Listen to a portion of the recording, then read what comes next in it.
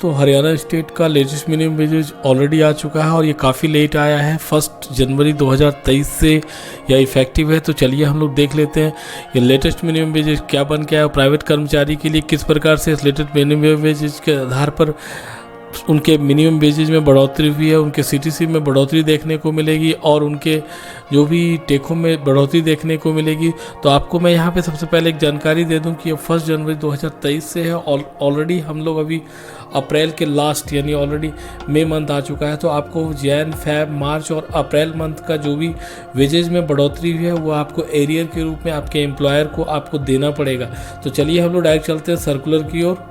तो यहाँ पे आप देख पा रहे हैं यह आपका श्रम विभाग हरियाणा की तरफ से लेटेस्ट मिनिमम वेजेज का सर्कुलर आ चुका है। आप देख पा रहे हैं यह जो है यहाँ पे आप देख सकते हैं जो भी श्रम विभाग का एड्रेस है और यहाँ पे आप देख सकते हैं ईमेल आईडी भी दिया गया है। आपको दो ईमेल आईडी दिया गया है। आपको कोई भी प्रकार की परेशानी हो, कठिनाई हो, अगर आपको मिनिमम वेज नहीं मिलता है तो आप इस मेल आईडी पे जो भी श्रम विभाग है उनको आप मेल लिख सकते हैं और दरख्वास्त कर सकते हैं कि आपके साथ किसी भी प्रकार की सैलरी में अगर प्रॉब्लम हो रही है तो चलते हैं देख लेते हैं क्या मिनिमम वेजेज बन के आए। यहाँ पे आप देख सकते हैं यह आपका जो सर्कुलर का नंबर है और आप यहाँ पे देख सकते हैं ये डेट जो है 26 अप्रैल 2023 को पब्लिक हुआ है। ऑलरेडी काफ़ी लेट पब्लिक हुआ है और यहाँ पे आप देख सकते हैं 1 जनवरी 2023 से यह मिनिमम वेजेज जो है आपको बढ़ोतरी देखने को मिलेगी और इफेक्टिव है। आप देख सकते हैं यह 1 जनवरी 2023 से मिनिमम वेजेज में जो भी बढ़ोतरी हुई है उसको यहाँ पे इफेक्टिव कर दिया गया है। तो डायरेक्ट चलते हैं हम लोग नीचे देख लेते हैं क्या मिनिमम वेजेज और किस प्रकार से बन के आया है। देखिए मैं आपको यहाँ पे यह भी बता दूंगा कि मिनिमम वेजेज में किस प्रकार से कितने की बढ़ोतरी हुई है। तो डायरेक्ट हम लोग को चलना है यहाँ पे और देख लेना श्रेणी में क्या है और किस प्रकार से आप पद या योग्यता के हिसाब से मिनिमम वेजेज आप देख सकते हैं। यहाँ पे आप देख सकते हैं कि आपका जो महंगाई भत्ता अभी लेटेस्ट क्या बन के आया है और उसके बाद आप देख सकते हैं यहाँ पे कि आपका जो है 1/1/2023 से आपका मिनिमम वेजेज पर मंथ का क्या बन के आया है और यहाँ पे आप देख सकते हैं दैनिक जो है वेतन क्या बन के आया है आपका पर डे का। तो सबसे पहले चलते हैं हम लोग देख लेते हैं कि अकुशल यानी अनस्किल्ड एम्प्लॉय का आप देख सकते हैं कि मिनिमम वेजेज जो पर मंथ का है 10,532.84 रुपीज़ बन के आया है और पर डे का 405.11 रुपीज़ बन के आया है। और आप देख सकते हैं इसमें बढ़ोतरी जो हुई है 289 मीन्स 290 रुपीज़ की बढ़ोतरी हुई है आपके मिनिमम वेजेज में। तो उसी प्रकार से आप यहाँ पे देख लीजिए जो भी सेमी स्किल्ड है उसमें ए और बी क्राइटेरिया में बताया गया है। ए क्राइटेरिया में आप देख सकते हैं कैटेगरी में आते हैं तो आपका मिनिमम वेजेज है 11,000 और 59 रुपीज़ और पर डे का 425.36 रुपीज़। अगर आप सेमी स्किल्ड में बी कैटेगरी में आते हैं तो आपका मिनिमम वेजेज है 11,612.40 रुपीज़ और आपका पर डे का 446.63 रुपीज़। अगर आप स्किल्ड कैटेगरी में हैं और अगर एक कैटेगरी के अंदर आते हैं, ए एरिया के अंदर आते हैं तो आपका मिनिमम वेजेज है 12,193 रुपीज़ और आपका पर डे का है 468.96 रुपीज़।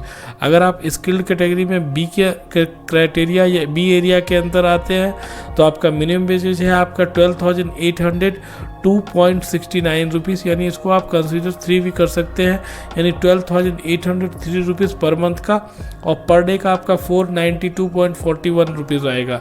हाईली स्किल्ड में भी यहाँ पे बताया गया है कि आपका मिनिमम वेजेज बन के आएगा 13,443 रुपीज़ और 517 रुपीज़।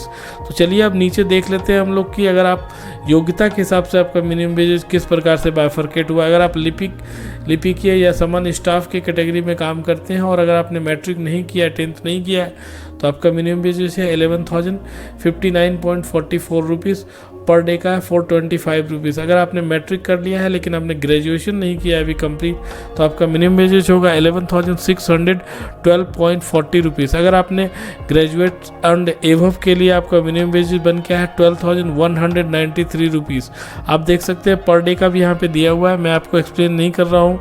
अगर आप स्टेनो या टाइपिस्ट के पद पे काम कर रहे हैं तो आपका मिनिमम वेजेज होगा 11,612.40 रुपीज़।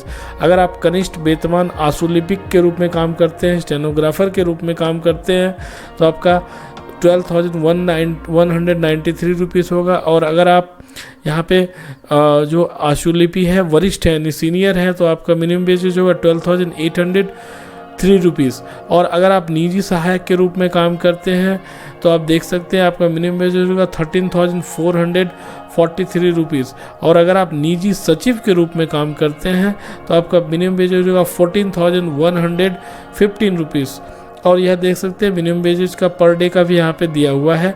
आप यहाँ पे देख सकते हैं यह जो कॉलम है आपका, इस कॉलम में आपको जो भी आपका लेटेस्ट जो डीए बन के आया है, वृद्धि बन के आया है, वो आपको यहाँ पे मेंशन है।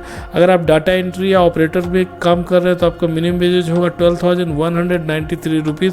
अगर आप चालक हैं और हल्का वाहन चलाते हैं, लाइट वाहन चलाते हैं तो आपका मिनिमम वेजेज होगा ₹12,803। और अगर आप हैवी वाहन या भारी वाहन चलाते हैं तो आपका मिनिमम वेजेज हो जाएगा ₹13,443। अगर आप सुरक्षा गार्ड या सुरक्षा कर्मचारी हैं, वॉचमैन है और बिना शस्त्र यानी विदाउट आर्म्स काम कर रहे हैं तो आपका मिनिमम वेजेज हो जाएगा ₹11,059.44। और अगर आप शस्त्र के साथ काम करते हैं, विथ आर्म्स काम करते हैं तो आपका मिनिमम वेजेज हो जाएगा ₹12,803। तो इस प्रकार से आपका मिनिमम वेजेज बन के आया है। इससे रिलेटेड और भी कोई क्वेरी हो तो बिल्कुल आप कमेंट बॉक्स में लिखिएगा। यहाँ पे आप देख सकते हैं पथेरा के रूप में अगर आप काम करते हैं, ईंट प्रति 1000 के रूप में ढोते हैं तो आपका मिनिमम वेजेज होगा ₹600। और अगर आप टाइल्स प्रति 1000 अगर आप काम करते हैं पथेरा के रूप में तो आपका मिनिमम वेजेज हो जाएगा पर डे का ₹675। अगर आप भराई वाला के काम कर रहे हैं और प्रति 1000 ईंट अगर आप ढोते हैं तो आपका देख सकते हैं ₹270 हो जाएगा। अगर आपने यहाँ पे 1000 ईंट ढोया है टेम्पू या पशु चालित के माध्यम से तो ₹221 यानी ₹222 आपको मिलेंगे।